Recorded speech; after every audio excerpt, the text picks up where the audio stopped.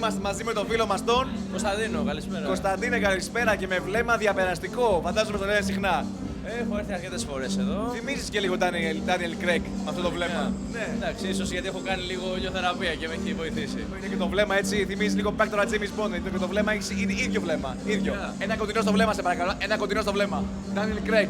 Αυτό είναι. Αυτό είναι. Λοιπόν, Λοιπόν, να το λέτε, παιδιά. θέλω να μου πεις κάτι. Φαντάζομαι με αυτό το βλέμμα που είναι και λίγο έτσι κυνηγός, θα έλεγε κάποιος. Θέλω να μου πεις πώς φλερτάρεις. Πώς, επειδή μου σ' αρέσει μια κοπέλα, πώς θα πάρεις προσεγγίσεις. Λοιπόν, αρχικά κοιτάζω αν υπάρχει ενδιαφέρον, αν υπάρχει βλέμμα. Το βλέμμα λέει τα πάντα.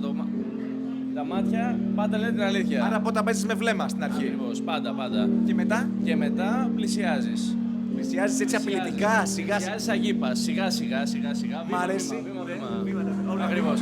Και μετά βλέπεις, είναι σαν το ταγκό. Βήμα, μπρος πίσω. Το ταγκό μου αρέσει. Το διαχειρίζεσαι, προσπαθείς. Δηλαδή, εσύ ταγκό χορεύεις.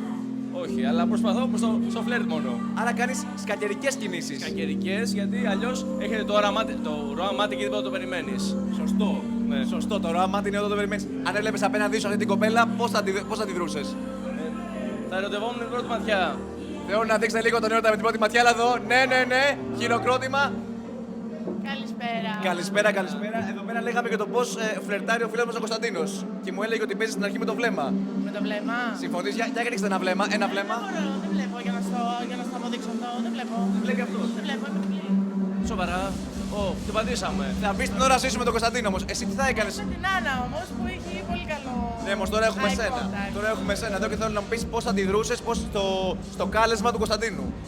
Για δείξα μου το κάλεσμα. Κάνε το κάλεσμα. Για να το πάρω. Ναι. Λίγο βλέμμα. Καλησπέρα. Αυτό είναι. Γιάννη. Κωνσταντίνος. Σε έχω ξαναδεί από κάπου, γνωριζόμαστε. Όχι. Πάει καλά μέχρι τώρα. Το αφήνουμε να εξελιχθεί, αλλά μέχρι τότε μείνετε συντονισμένοι. Voodoo Athens μόνο.